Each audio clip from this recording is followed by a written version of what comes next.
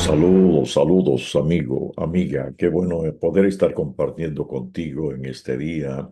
Y justamente quiero hablar un poco de la reforma, porque cada 31 de octubre se recuerda lo que pasó en una ocasión cuando un monje clavó las 95 tesis. Parecía algo pequeño, algo que no tenía muchísimo significado, pero que en las manos de Dios a veces las cosas pequeñas se tornan muy importantes. La Reforma Protestante no solo fue un movimiento histórico que desafió la corrupción de la Iglesia, sino que también trajo consigo una renovación espiritual que influyó profundamente en la vida de los cristianos. Los beneficios duraderos de este movimiento resaltaron en impacto en la fe, la libertad y la verdad bíblica. Los cristianos tenemos que aprender de cada paso y de cada experiencia, y en este caso, hablando de la luz de la reforma, necesitamos aprender la riqueza que hay dentro del poder de la escritura cuando alguien se atreve a creer firmemente en que lo que Dios ha determinado está bien delineado en la escritura. A medida que enfrentamos desafíos, duda y confusión en nuestra vida espiritual, la reforma nos ayuda a recordar los principios que llevaron a un lanzamiento de una fe más viva y más comprometida. Por eso es que es importante nunca olvidar que cosas pequeñas que parecieran ah, tienen un profundo significado en la vida. Todos en la vida necesitamos estar conscientes de una constante transformación. La reforma es de uno de los eventos históricos, pero no es simplemente eso que pasó. Estamos llamados a entrar en una continua transformación de nuestra vida.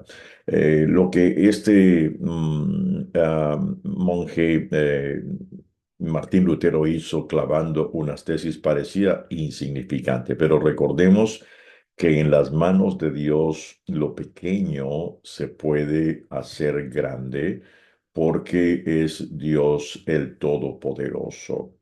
Los principios de la reforma como la justificación por la fe, la autoridad de la escritura, el sacerdocio de todos los creyentes son esenciales en la vida cristiana y son beneficios que no solo transformaron la sociedad de ese tiempo, sino que incluso continúan en la actualidad teniendo un impacto con resultados profundamente notables y definitivamente desafiantes. La reforma centró la atención de Cristo como el único mediador entre Dios y los hombres. Este enfoque nos recuerda a los creyentes que toda la historia bíblica está dirigida hacia la salvación que se encuentra en Jesús, no en la religión, en Jesús, no en ningún otro personaje, en Jesús, resaltando la importancia de qué, de una relación personal con Él por encima de tradiciones humanas, de credos, de estructuras religiosas. Él vino con esa bendición de mostrarnos una relación transformadora que vino a cambiar profundamente la perspectiva justamente de la vida. ¿Cuáles fueron algunos beneficios que hasta el día de hoy todavía se mantienen con el caso de la reforma? Es bueno recordarlos. En primer lugar, es que el Evangelio fue redescubierto. Ah, Romanos 1, 16 y 17 nos dice claramente cómo Pablo estuvo bien claro en eso, cuando dijo, esta es la buena noticia, nos revela cómo Dios nos hace justos ante sus ojos. lo cual se logra del principio al fin por medio de la fe, como dice las Escrituras, es por medio de la fe que el justo tiene vida. Esa es una gran verdad profunda de que realmente el Evangelio vino a exaltar la persona de Jesucristo por encima de todo lo demás. No es simplemente algo que se dio y no venía desprendido precisamente de las Escrituras. Entonces el Evangelio se redescubrió porque la religión la había ocultado y la había hecho un poco a un lado, era más la estructura religiosa que cualquier otra cosa. Y el Evangelio entonces se redescubrió.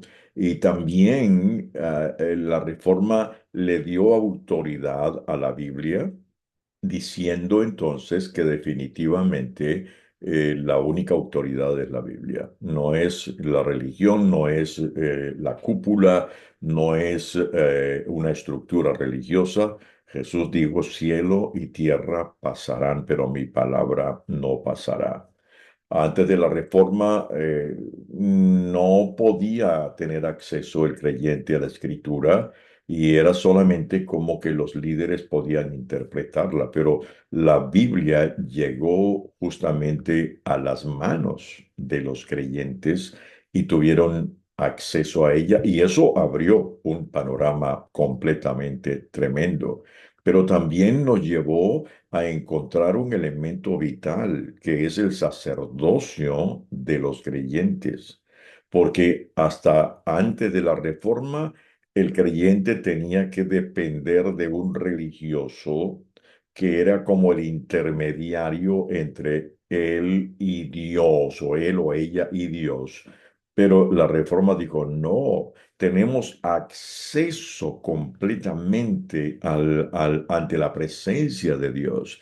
El velo que se rompió cuando Jesús murió en el Calvario y quitó la separación entre el lugar santo y el lugar santísimo, era una demostración de que definitivamente ahora tenemos acceso. Y ya no tenemos que ir a un intermediario, es un acceso directo que uno lo encuentra y eso cambia definitivamente la perspectiva de la vida. Hoy entonces celebramos en este tiempo de octubre, celebramos precisamente el hecho de que tenemos acceso directo ante el Señor y eso es importantísimo. Quizás reflexiones sobre cómo la reforma estableció el sacerdocio de todos los creyentes, vino a desmantelar jerarquías religiosas que impedían una relación directa con Dios. Este principio invita a cada cristiano a vivir con propósito, a compartir activamente su fe, a enfrentar la tentación de delegar la espiritualidad y recordemos que todos somos llamados a servir y testificar a Cristo. Y qué hermoso es saber que podemos llegar confiadamente ante el trono de la gracia. No tengo que dar una vuelta, no tengo que acceder a otro camino no necesito un intermediario, sino que voy directo. Es el Hijo acercándose al Padre.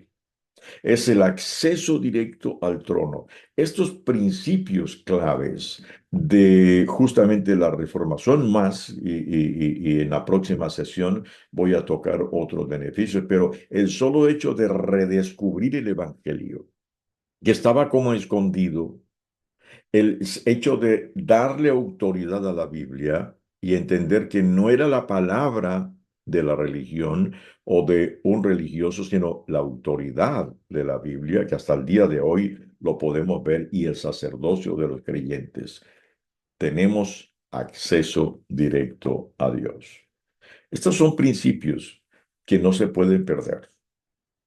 A cualquier enseñanza que quiera venir a desplazar el Evangelio, cualquier enseñanza que quiera desplazar la autoridad de la Biblia y cualquier enseñanza que implique que yo no tengo acceso directo a Dios y que necesito que alguien lo haga por mí, va contra la Escritura y sería ah, un retroceso dentro de lo que se logró en la Reforma. Martín Lutero y los otros reformadores, porque no fue solamente Martín Lutero, ah, hicieron un equipo que hasta el día de hoy nos ha permitido disfrutar de una tremenda bendición. El Evangelio sencillo, el que Jesús trajo, el que no lo envolvió en un paquete religioso, en el que Jesús no vino con una estructura, más bien sorprendió la estructura. Los religiosos de ese tiempo quedaron asombrados cuando él sencillamente enseñaba estas verdades. Se quedaban que no hallaban qué hacer. Quisieron bloquearlo, quisieron impedirle. Jesús siguió. Sí, la estructura religiosa lo llevó a la cruz, pero no fue la estructura religiosa. Estaba dentro del plan de Dios, que Él muriera por nosotros. Por eso, libro de Colosenses dice que estando en la cruz, Pablo dice, despojó a las autoridades y potestades y gobiernos espirituales de las tinieblas. Los despojó, los humilló, los avergonzó. Es que nadie puede relegar la persona de Jesucristo. Este es un tiempo para aferrarnos cada día más a la fe, volver a las Escrituras y hacer reformas dentro de nuestra propia vida.